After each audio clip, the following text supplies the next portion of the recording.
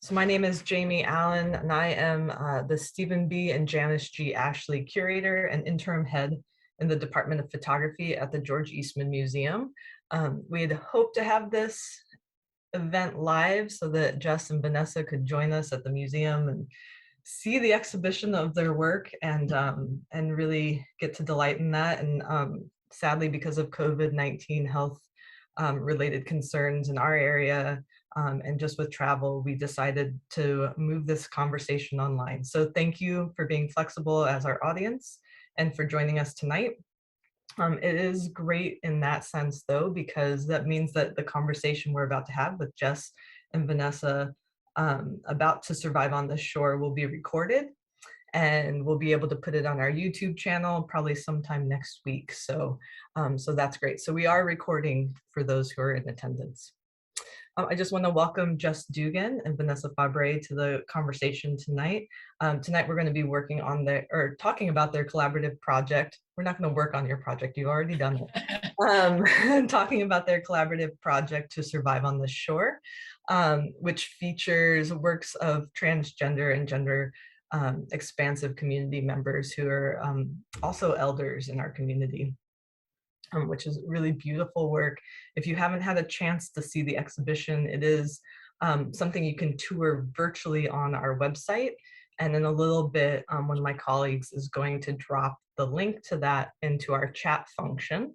The chat function is open tonight. We'll be using that if you want to say hello. If a link or a book comes up, we'll put a little link there. But we are not using the chat function for Q&A. Any questions that you have can go into the Q&A function of the Zoom call. It might be at the top or the bottom of your screen. So just go ahead and drop any questions that you have in there. I will do my best to incorporate them into our conversation tonight. What else do I want to tell you? Recording. Oh, there's a closed caption function. It should be automatically turned on. If it's something that you would like to turn off, you can do that by going to the top or the bottom of your screen and using the CC button. It's a really great function that Zoom has, really fantastic for accessibility. Not always the best function for technical language in photography. So keep that in mind as those words come up. I believe that is all my housekeeping. Got it all done. So again, welcome everyone. So I think I just want to have a really great casual conversation with Jess and Vanessa tonight about this body of work and how it came about and just this really wonderful collaborative project. So I'm going to start with Jess and kind of ask, tell us about your career in photography and how that got started. Like, how did that come about? Sure, yeah.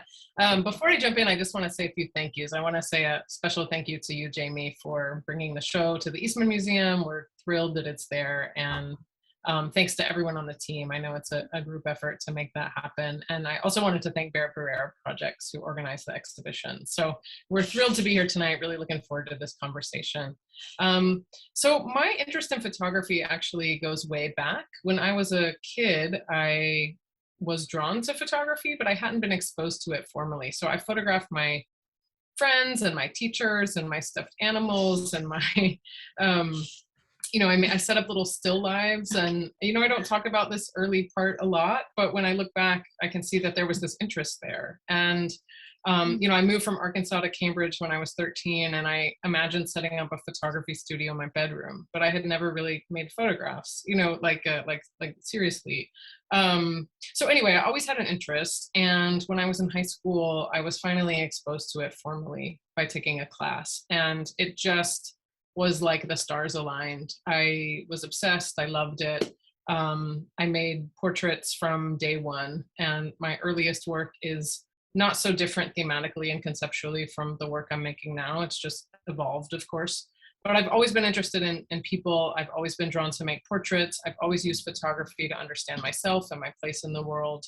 So it's been this really consistent through line. I went to the Massachusetts College of Art and Design and got a BFA in photography. I worked with a group of really wonderful large format serial photography folks like Abe Morell and Nick Nixon and Laura McPhee and Sage Sawyer. And I had this really kind of formal introduction to photography. So I started working with the 4x5 view camera while I was there, which I used for 10 years. And then I worked in museums for a while, which I think we're going to touch on a little bit later, so I'll skip over that. And then I went to graduate school and got my MFA in photography, where I worked very closely with Dawood Bey and Kelly Connell, and also worked in a museum, so I can get back to that. But basically, for the past 15, 16 years, I've been really intensely and in a very focused way pursuing a career as a fine art photographer and pursuing portraiture. Yeah, and so one of the things that I love about your portraiture, and one of the things that you speak about in other places, such as interviews, in the book itself, which is here for those in the audience, but also you're getting a taste of some of these portraits in the slideshow that we put together for tonight. So one of the things that you're very inspired by is old masters paintings. How do you see that materializing in your work? Sure. Yeah. So that's the reason I skipped over the museum part. So now I'll talk about it. Yeah. You know, when I finished my undergraduate degree, I got a job working at the Harvard Art Museum, and I photographed the collection for several years, and my desk was in art storage. And so I spent 8 hours a day surrounded by amazing work, photographing old master prints, you know, listening to every podcast I could find as well. But I was, you know, absorbed in this work, and I spent time in the museum alone and really took in the aesthetic of a lot of those paintings. It really seeped into my brain. And so that for me was the beginning of this influence and interest in old master painting. I didn't grow up going to a lot of museums, so it did start for me a little bit later. But now I'm very influenced by painting. I'm specifically interested in portrait painting and old master painting. And I look very closely at things like the light and the color. I think about how those elements can be used psychologically. I look at the way subjects are rendered. I'm interested in how those images portray a kind of interiority. So my work is really in dialogue with painting as well as photography. And I was just telling a friend the other day that, you know, I'm often asked for which painters are the most influential to me. And my answer is honestly that I like to walk around museums and look at all of them and look at the light and look at the hands and look at the color, you know. So it's not that I'm riffing on one singular painter. It's more that I'm absorbing a broader array of art history, and it comes back out in my photographs. And so one of the things you just talked about was light and color. And I think that's a really important aspect of the portraiture that you do, particularly because you're using a natural light situation. Whereas, you know, a lot of people would walk in with all their giant lights and set them up in somebody's house and compose a portrait and really make it very studio-y in somebody's house, if you will. So can you talk a little bit about that use of available light and how that gets at those goals of the lighting that you see in painting? Sure, absolutely. So for, you know, knowing we have a camera heavy audience in mind, I'll talk a little bit about my process. But like I said, I worked with a 4x5 view camera for about 10 years. And for the past 8 years, I've worked with a medium format digital camera, but I use them very much the same way. So I have very minimal gear. All my gear's in one backpack. I have one camera, one lens, one tripod, one reflector, and I do have a remote, but that's only for self-portraits. But it's a very minimal setup, and I work very slowly. My camera is almost always on my tripod. I construct the image very carefully. My images are very formal. I work very slowly with the person I'm photographing. It's very collaborative. And I utilize elements of light and color in equal dose to the person to create this portrait. I'm thinking about how the quality of light gives the image a certain kind of emotion or psychology. I'm thinking about how I can utilize color to, you know, shift the image into a certain emotional space. And I really love working with natural light. I love the way it looks. And I also love how it forces me to be reactive. I really like this challenge of not necessarily being able to go into a space and control everything. And I actually remember in graduate school, I got advice to use strobe so that I could be more fluid, and I just didn't want to. And so, you know, at this point in my career where I've been making portraits for a really long time, I also like that it's a bit of a challenge. to have to respond in the moment. And there's certain things that I just can't control. And that has increased in my more recent work when I'm often like working at sunset, for example. But in To Survive on the Shore, I would often show up not ever having seen the space, and I just had to respond. And I really loved that challenge, and I loved how it made the portraits really specific to each person. Well, I think maybe we'll return there later if Sure. you have time. So I also want to kind of touch on Vanessa's background as well. So your work is really on the social work aspect for those in the audience who might not already know that. But my understanding is you focus on elder care. How did that come to be your specialty? Like, you know, I often think of teenagers and old people are, you know, probably the least desirable population sometimes when people start medical school or social work school or teaching. Well, Jamie, I just had a meeting about this morning because you're right that in social work and social welfare, a lot of people are drawn to do that work in response to their own challenges in their own lives. And so for people who are entering into professional fields, they're oftentimes at that kind of early adulthood age. And so they have these more recent memories of being younger. And if you haven't experienced being older yet, or you haven't taken care of someone who's older, that it's not really a very sexy topic, and it's not one that you have that personal experience with. So it is a challenge to get physicians and social workers to work with older adults. So for me, I've always been scared of teenagers. So my less serious response is that I just wasn't drawn to working with younger people professionally.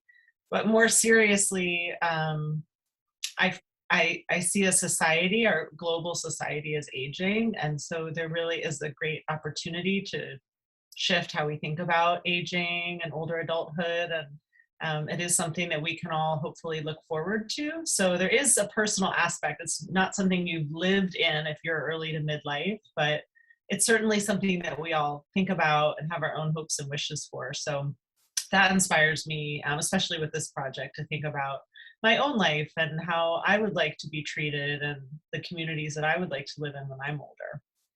Yeah, actually, that's a really good point, is that the LGBTQ plus community itself is also an underserved population in that social work circle as well. So you're not only, you have like the double Venn diagram of two communities that makes it even a smaller population that you're probably working with, right? Yeah, that's true. That's true. And the LGBT queer community is, you know, part of the rest of society, and that there's a fair amount of ageism and youth focus. So yeah, it does feel like finding that place, that unjust place where people have been left out of both conversations. So yeah, so that's definitely one of my inspirations, is to fill that gap a little bit and raise more awareness about the intersection there. So for me, I'm maybe not the most social work savvy person, and I'm thinking if we have a photocentric audience that maybe some people aren't either. I don't have a social worker in my life at this moment in time. So tell me about the role of social work in our current society from your vantage point, and how, as a researcher and an academic, how can you impact the communities that you hope to help? Yeah, I really appreciate your question, because social work is a unique profession in that it's fairly young, relatively speaking, to other professions like medicine.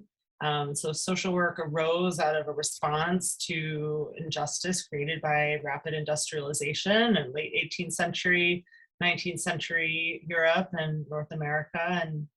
And so social work as a profession is in a tricky spot, because we emerged out of a resistance to social norms and exploitative social systems, and yet we also function within those same systems that we're trying to challenge. So I see social work as being uniquely challenged to push against the same system that pays our salaries and affords certain opportunities for us professionally. And so I think it's a good challenge, and one that a lot of people face, obviously, in trying to find your position within the system and trying to resist and push back from within. So I think social workers struggle to do that can be helpful maybe to others as well in other professions in terms of how to cope with that and strategies to use. I haven't thought about that, like where social work came from and how that's really what it is, pushing against those kind of discriminatory practices and trying to make access for people kind of on the roundabout way. Right. Yeah. So here you both are, right? One of you working with photography and looking at kind of queer communities. One of you working in social work, looking at elder care in queer communities. How does this project, you know, how did it just like fall together? Did it just fall together, or was it like a path towards it? Yeah, so yeah, it has a kind of interesting origin story, I think. So also to give a full disclosure, we're also life partners, which sometimes people don't fully realize because we didn't foreground that in the book. So we met country line dancing in 2012, a situation in which you have no idea if you're going to have other things in common with someone. And we realized very quickly that we had all these interests in common. And I think for a month or two, we said, oh, you know, we should make a project. This could be really interesting. And then it wasn't very long. It was a few months later, we said, no, we really should do this, because we realized that even though we were in totally different fields, we had similar interests. We had both worked within trans communities in our own capacity before. And we also were really aware that there was a lack of imagery and representation of, you know, transgender and gender expansive older adults. And we, of course, knew that these people existed because they were in our lives, but we looked around and realized there was really a significant lack. So we started this project in 2013. We started with people that we knew. It spread word of mouth for about 2 years. And then we, you know, had 20 or 30 portraits. We created a website. We started getting some press. It kind of, you know, expanded from there, and really did take on a life of its own at some point. So that was the origin. And we decided from the beginning that obviously I would make the portraits, Vanessa would work on the interviews, conduct the interviews, edit the interviews, and bring in the social work component with the photography component. So I often say, you know, Vanessa got me into aging and I got her into photography. Definitely. Because we were both foreign to those things before. Nice. So then what was it like working together? Did you each have your own roles, or were you really collaborative in the way that you brought this project together? Do you want to answer? Do you want me to answer? You start. Okay.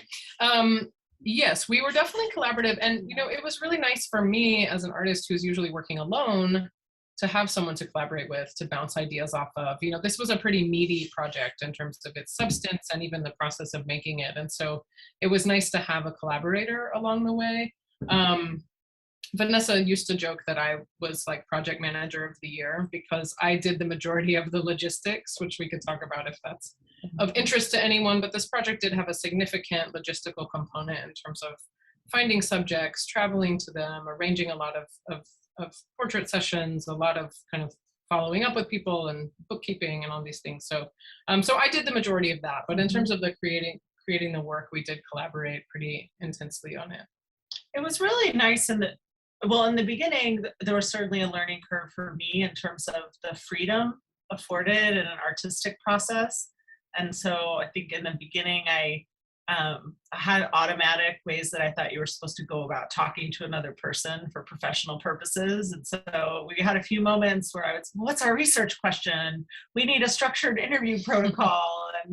And so in the beginning, there was that learning curve for me, but I found it pretty gratifying to be able to go and create something, and also for everything to be non-anonymous. So as a social scientist, when I do interviews with people and want to write a paper about it, I do things to protect their identity. But in this case, because the nature of the project is that people want to be known without using last names, they want to be known to a certain degree, I would say I pretty quickly moved past some of that rigidity that's in my research training, and really enjoyed the open-endedness, and we may talk about this later too, of the interviews and the challenge getting to see Jess come into someone's home and have to figure out the light and figure out, you know, a pose that felt really genuine and reflective.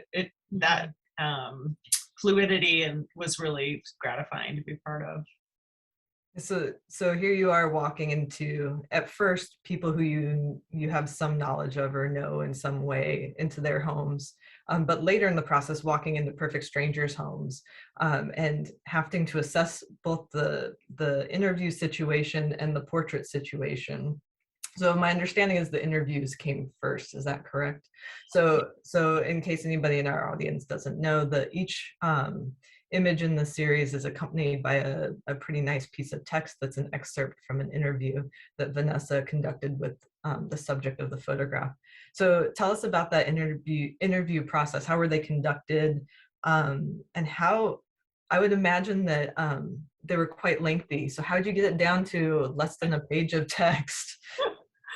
Well, we did always start with the interview first, and there were actually several times when I was not able to be present. Jess would take advantage of an opportunity to travel, and we'd think through who we had been in touch with, and sometimes an organization would reach out to Jess or us to ask if we could come and get to know some of the elders in the community. So there were times when Jess did the interviews on their own. But the interviews served as a way for us all to get to know each other a little bit. And I think it was very important in the beginning that Jess and I were very open about who we were. So it was casual as we sat down. Sometimes people offered something to eat or drink. And I always knew Jess was kind of scoping out the space a little bit and listening to what people would say. And as you can see in some of the photographs, there are these important environmental pieces.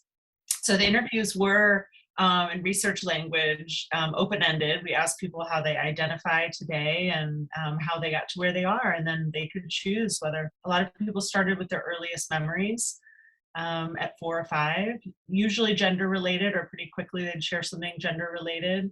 Some people would start with where they are today and work backwards from there. And so I have actually worked on these interviews now in a research context, and I make the argument that there's some that's very valuable to see what people prioritize in their own narrative, as opposed to us coming in and starting them off. Tell us your earliest memory. Now tell us about, school life.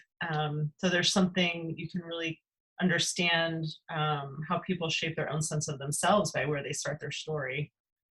So that's in general how the interviews worked. Yeah, and logistically, they were audio recorded, right, and then transcribed. Yeah. And you're correct that some of them were 30 pages because we talked for a really long time. And also, I should back up and say it was important to us to go to each person's home or personal space or space that they chose. So we would spend several hours up to a whole day with each person. And that's part of why the project took us as long as it did. But we felt like that was really important, as opposed to going to a conference and setting up a studio backdrop, for example. So the interviews would be audio recorded, transcribed, and then there was an editing process. And this was Vanessa's influence to edit them down. And that was hard. I mean, we tried to identify, and we collaborated on that a bit. So I weighed in, but we tried to balance them. We tried to identify the most poignant part of each person's story, but also think about it as a whole, because we knew this was going to be a book, we knew this was going to be an exhibition. And so, yeah, thinking about, if we had 4 or 5 stories that focused on, employment, then we might pull something different out of somebody else's story. We did send them back to each person to approve, because the editing process was so significant, that consent element was really important. And also, I guess I should say globally about the project, because I kind of just brought it up with the interviews, but we also were very committed to seeking diversity from the beginning throughout the project. So we sought that in terms of age, gender and gender identity, gender expression, sexuality, race and ethnicity, socioeconomic status, geographic location, and life narrative. So we were thinking about all those things in both the portraits and the interviews. And we edited them kind of as we went. We did have a pretty big crunch at the end when we were making the book. So there was a couple months that was really interview editing heavy. But we have the full transcripts. And then of course we have the shortened quotes too.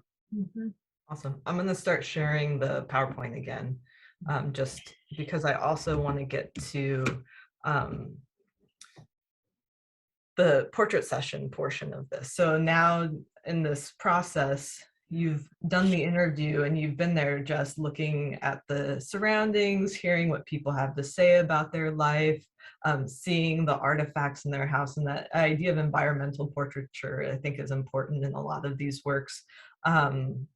But so I also see these as collaborations, that it wasn't you dictating what would happen, but you working with the participant in some meaningful way to draw out what they wanted to have drawn out about their life. And I see that both in the interview process and in the portrait process. So can you talk a little bit about making the portraits themselves and just how that worked?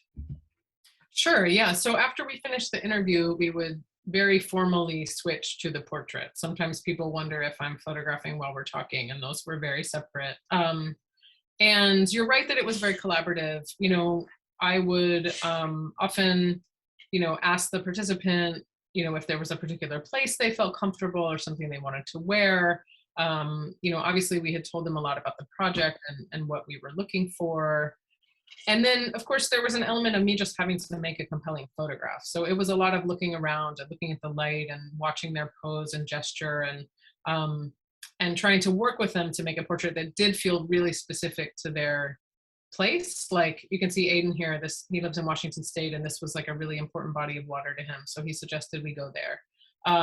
So there is a lot of influence, and the environmental portraiture is really important. And that differs from some of my other projects, which tend to be stripped down. In this work, I really wanted to show you where people lived, what their homes looked like. I wanted you to get a sense of the landscape and the climate in some cases. And so that was really important. And so there was a lot of back and forth in terms of, you know, finding a location, finding a pose. I often say that I do a lot of directing, but I'm trying to direct each person into a visually interesting version of themselves. You know, I'm trying to pull out something that's specific to them, that looks interesting in a photograph.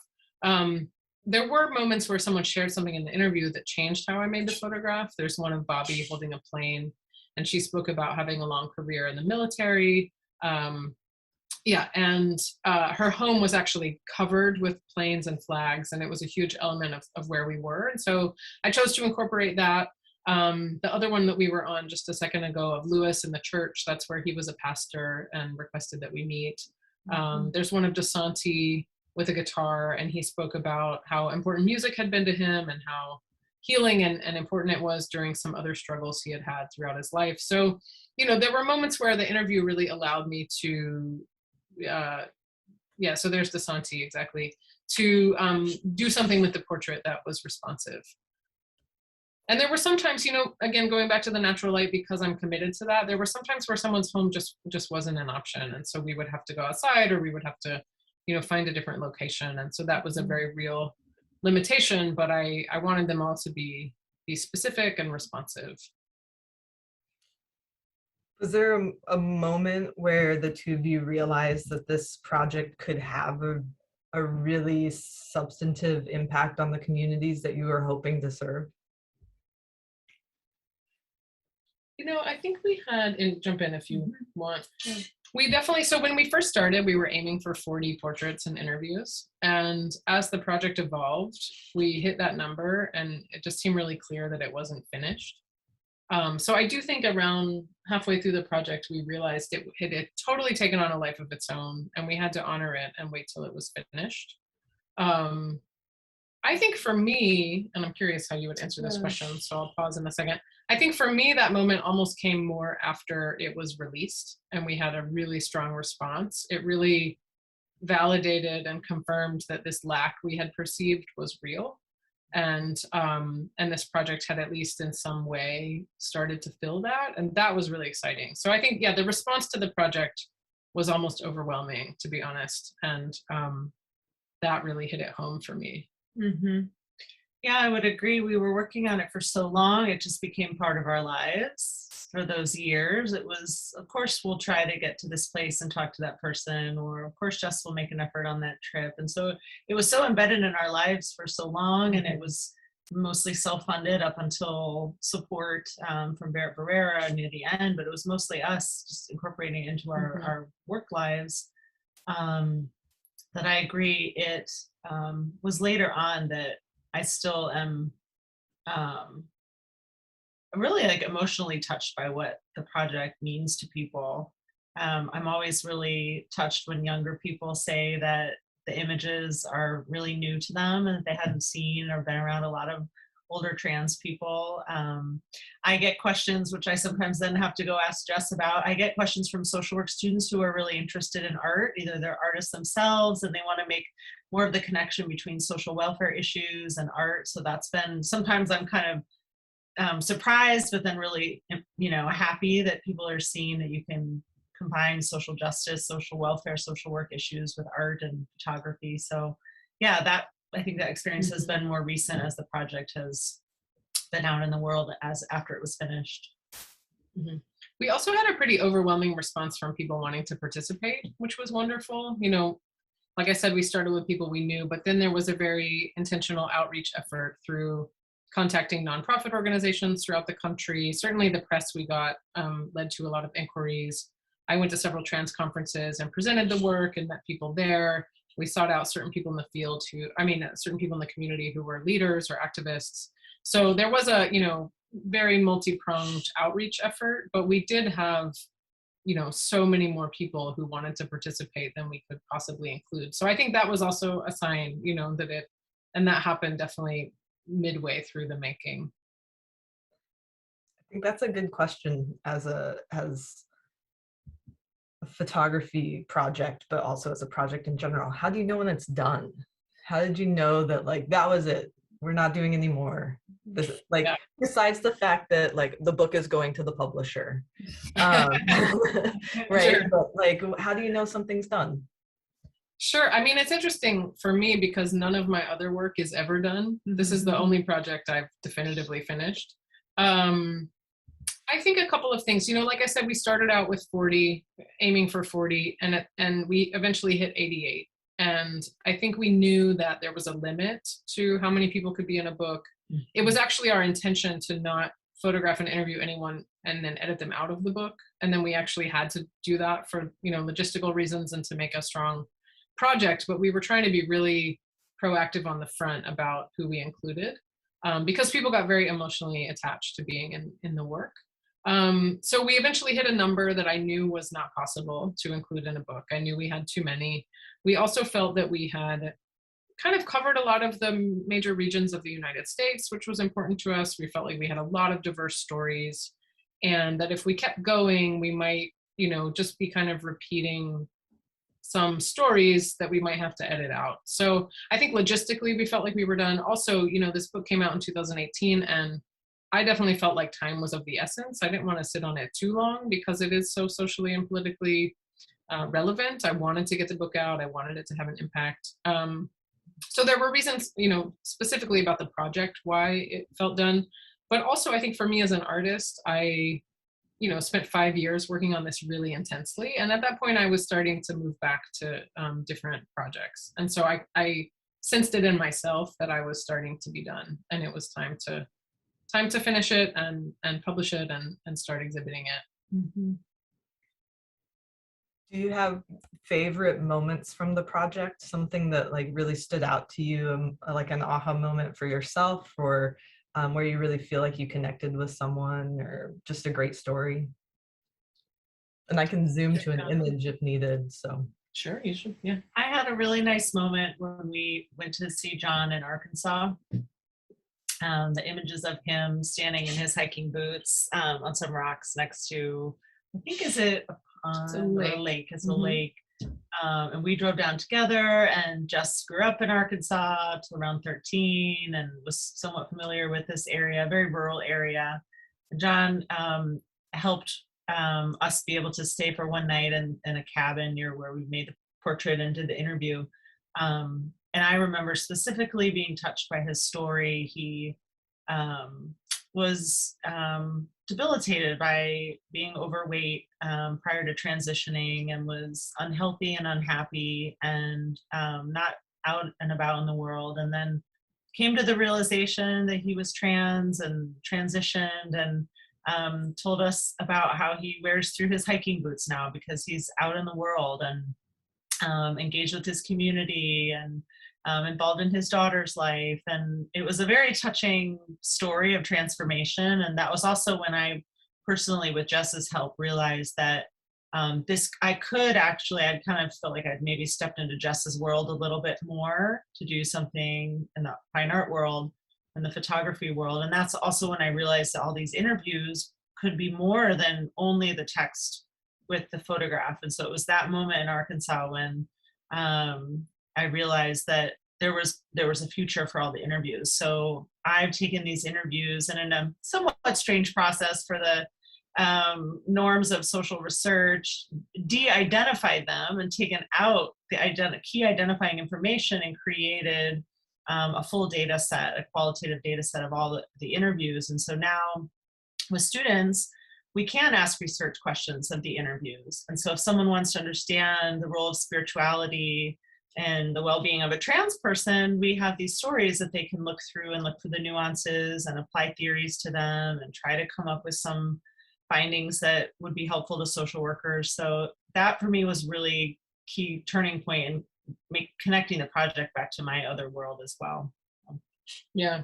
And I think for me, I was definitely struck globally by how welcoming everyone was. People were so generous. They welcomed us into their home. They shared with us their most joyful life stories, their most difficult life stories. We showed up as strangers and we left feeling so intimately connected. Mm-hmm. And that was really moving to me. And I was also really moved by how so many people were motivated to participate out of a desire to give back and to help others. That was very strong in people wanting to be part of this. So those things were very moving to me. I think in way hindsight, I was sort of seeking my own elders in a way, and that was touching, I wasn't thinking about that at the time, but I think that had to be there.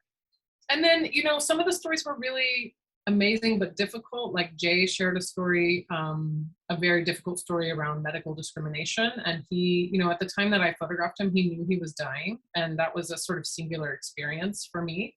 And he said some really amazing, touching things at the end about hoping that the next generation can carry this torch of activism and that we can be here for each other. So there were things like that were very intense. And then, a story for me that stands out is around Sam and Hank. And I had actually known them as a kid. It was one of the exceptions. They had been friends of my mom.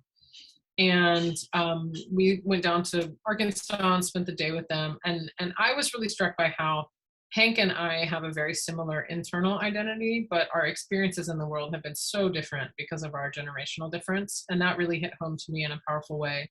And also, they had both had breast cancer and they both had double mastectomies. And they were very excited about having flat chests. And at the end of our day together, I had chest surgery when I was 18. And at the end of our day together, we all ended up comparing our scars and talking about our experiences. And it was just so moving. And it was such an indication that this process that we created or this process that we designed creates such a specific kind of intimacy. And so that was really moving to me. That particular story stands out. But things like that happened with almost everyone in this incredibly powerful way. And in fact, we originally spaced out the making of the work for logistical reasons because it required travel. But I realized while we were making it that each experience was so emotionally intense that I would do 3 or 4 or 5 on a trip, and I would need a decompression period because it was just so much. I mean, it was amazing, but so much. So that required some time in between as well to really absorb each person and that experience. I have yet to give a tour of this exhibition where I don't cry. Because the stories are so impactful. Jay's, for instance, is just, when you read it, it's heart-wrenching. It's really hard. Look, I'm already doing it right now, just thinking about it, right? Because you really, I think, are looking at a population where maybe they weren't represented on television. And when you're a kid, you want that representation, to know that you have a life in the long term. So it is impactful. I told myself I wasn't going to do this, and I do it every time. I just wanted to say, since you got a little teary there, I just wanted to say that I was pregnant when we were editing, working on the photos, and there were a lot of times that I would be looking at or working on the quotes. There were times when I was on my 4th or 5th pass on an interview, and especially ones like Jay, I cried every time because Yeah. it's so real and so moving. And I think Jay really wanted that. I think Jay truly wanted us to feel it. And so I think he'd be glad to know that what he shared, you know, really touched us. Yeah. And for those in the audience, if you haven't had a chance to read the interviews on our online tour, you can click right on the text and it brings it right up. The book is available in our museum store. It's available online, but there are limited copies now in the world. This book has been so popular. We've had to restock it multiple times at our own museum during the course of this exhibition already. So it is really an impactful book to hold in your hands and have to return to whenever you need that kind of some uplift and some reminders of where we are. I have so many questions that I've come to on my piece of paper now during this conversation. I just like don't know where to start. But let's start with this because it's something I keep thinking about. What can museums do to support social work and social justice issues? What more could the field of museums and art do to impact what the work that you do, Vanessa? Well, I wonder if we both could respond to that, since Jess knows more how museums function. I mean, if I may, I'll answer from the perspective of social work. I think social work has, I will get to the question though, social work has tried hard to be part of social science in some ways. You can get a PhD in social work, and we try to build an evidence base for our practice. But I think sometimes that alignment with the social sciences has distanced us from art and humanities. And so quite literally on my campus, the art museum, the School of Art and Architecture is right by social work. And I think social work could do a little bit more to reach out through common interests and embrace art perspectives a little bit more on some of these issues. Do you want to answer a little about? Sure. Yeah. I mean, I think, as you know, and I assume the audience knows, I feel like the museum world is undergoing a big shift right now where people are more interested in work that's socially engaged or educational or diverse or has some kind of activism. And so I think that's a really significant first step. I know for us, whenever we have an exhibition, and you know, this is an example, we always have programs. And I think that programming is an area where really meaningful and impactful experiences can happen. So I would say that. And then, yeah, I think to Vanessa's point about social work, you know, it's been interesting because prior to this project, a lot of her work was very much within academia. And it was actually interesting, I hope I'm not oversharing, but for her to sort of witness what photography can do and kind of how much more broad the reach was. And so I think this combination of, you know, something scholarly or research-based or, you know, more content-based with something like photography or, you know, even maybe another art form, which really has the ability to tap into empathy and like shared humanity. I think that can be a really powerful combination for education around these things and for telling these stories. And we certainly found that in the project. And it was kind of charming for me to watch her discover that people like respond to photographs of people, you know, more than like an academic journal article.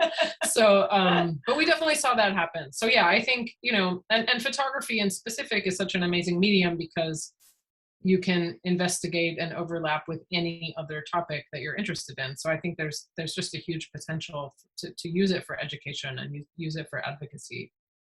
I think about our vault and all the pictures that we've accumulated over the course of all of these generations of human history, right?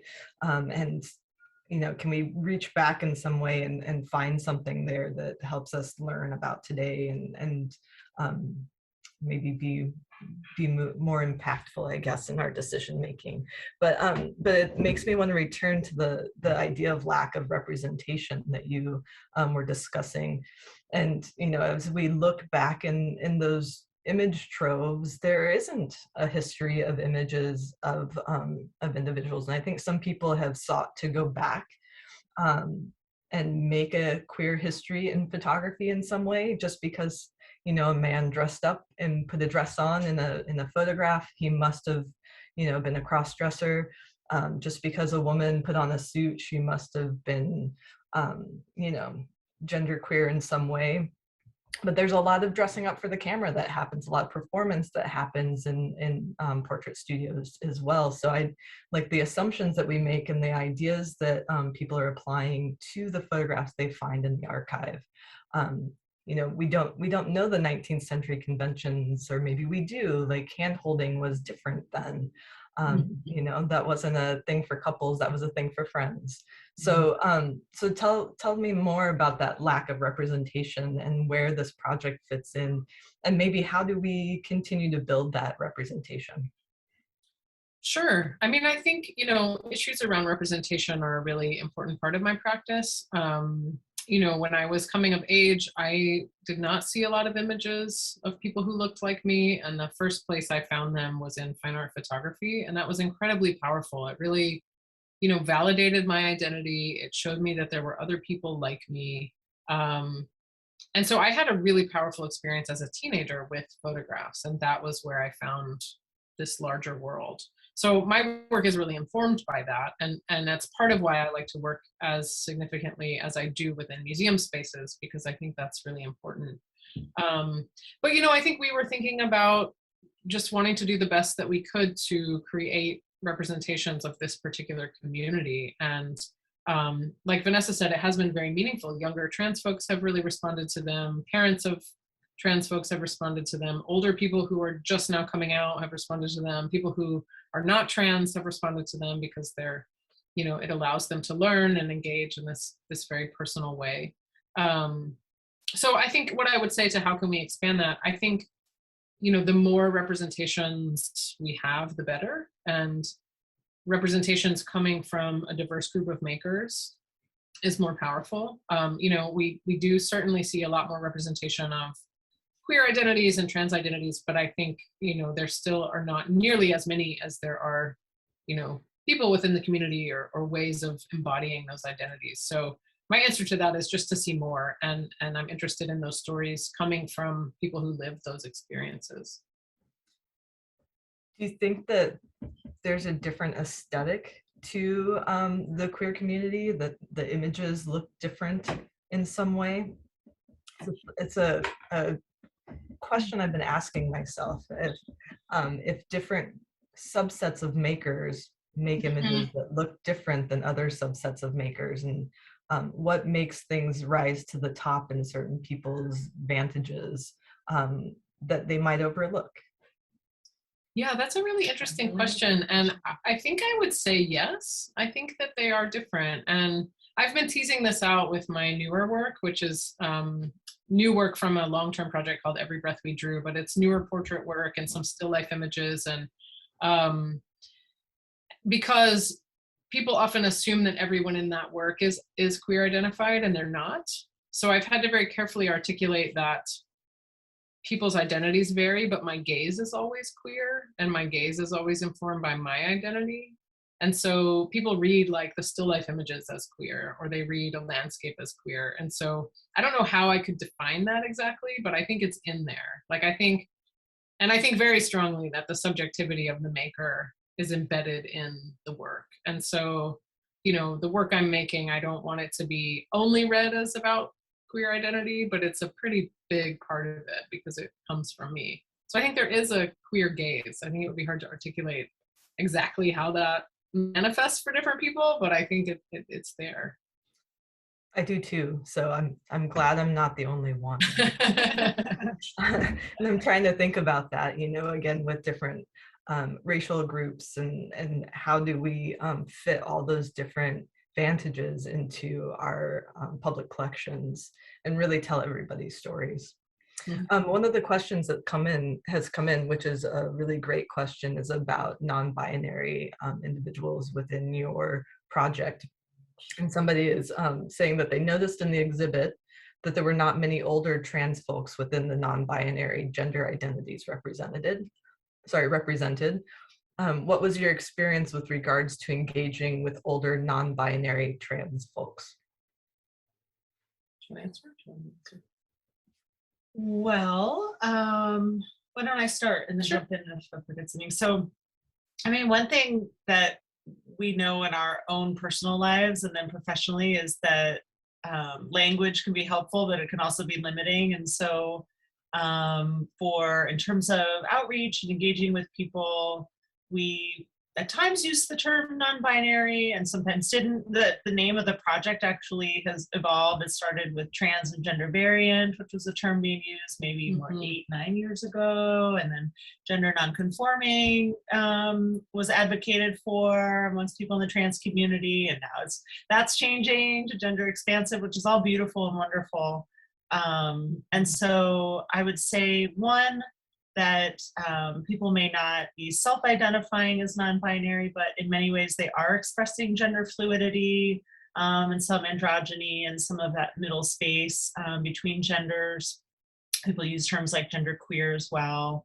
And then also, I would say that for many people in these older cohorts, there were such strong social pressures to, if you were trans, to go to a gender clinic and fit within a gender binary expectations, that I think that more people in this cohort, statistically speaking, probably were living lives that they felt like they had to be trans male or trans female. What else do you think? Yeah, and I think I will say that, we did seek out people who identified as genderqueer or non-binary. For some people that felt more like an internal identity. For some people there were medical reasons they couldn't transition, or, some people were, staying in a marriage that required them to kind of live part-time or something. So there were all kinds of reasons why people did or did not transition. But yeah, we definitely did seek people who were in that in-between space, and they're, throughout the project. And I think that was one thing that was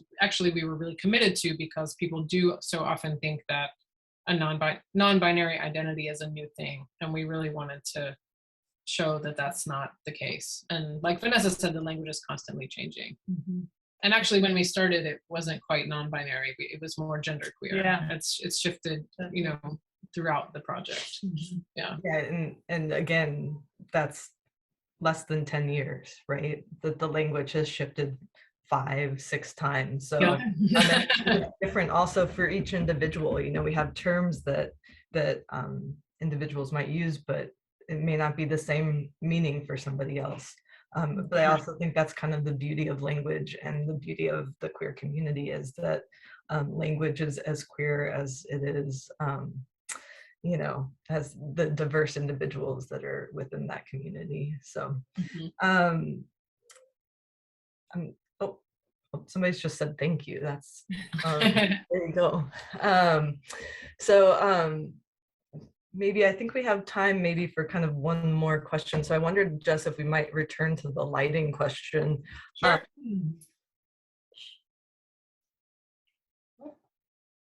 We had to figure out how to make that light work. We lost you for most of that question, Jamie. Sorry. I don't know if that was our end or your end, but It looks like it's my end. Okay, we got you now. Okay, so lighting. Was there a point where there was an image that you just had to make and you had to figure out how to make the lighting work? That's an interesting question. Gloria comes to mind, because her apartment was not really great in terms of the lighting. And this one was one of the more environmentally challenging ones to make. It was February in Chicago. And I actually had, I knew I wanted this scene. And also this was part of working with older adults. I couldn't ask Gloria to stand for an hour in the snow. And, some of my peers, I'll subject them to different things, but so I actually had Vanessa stand in, and while I framed this up, and then kind of had Gloria go out. So this was one that was challenging, just in terms of the interior space, but it ended up resulting in this fantastic photograph. I'm trying to think of other specific lighting ones. Yeah. This one was such a good one that it ended up on the cover of the book. Yeah. And I think, I can think of so many examples in the show, but even like Duchess, who I know is in our PowerPoint, and how she was kind of on the front porch. I think that was another one where, I just found, you know, kind of a beautiful lighting moment. And yeah, it's a very simple photograph in some ways, but the way that the light and the color interact, I thought was really kind of subtly beautiful. And Justin Vivian was another one that we passed, you know, positioning her kind of in this window. This was actually like a very large historic home, and this one I love in terms of the color and the framing and the lighting and how you could see her face reflected in the window, which actually it was so, you know, photographers will know if it's like bright behind you and dark in front of you, you can't really see what you're getting. And so I actually didn't see that reflection until later. And it was just this magical, you know, gift from the photo gods. But yeah, so that was another one. But each one took some figuring out for sure. I think Jess's slow process was helpful, and I could even identify a little bit with the participants, having met Jess and not had much experience with that slower process. I thought photographers came in and snapped a lot of pictures, and lights would be going off in your face, and then you look fabulous. And so there were a few times when I could explain to someone, this will go very slowly, and there aren't going to be any big flashes. And so there were a few times when I could identify with the participant and say, this is how it's going to happen. This will probably take a while, and no one will be flashing things in your face. Some people were disappointed. But, yeah, a couple. And, you know, one other one, I guess, just in this PowerPoint is Aiden, who, you know, we were really pushing sunset to make that happen.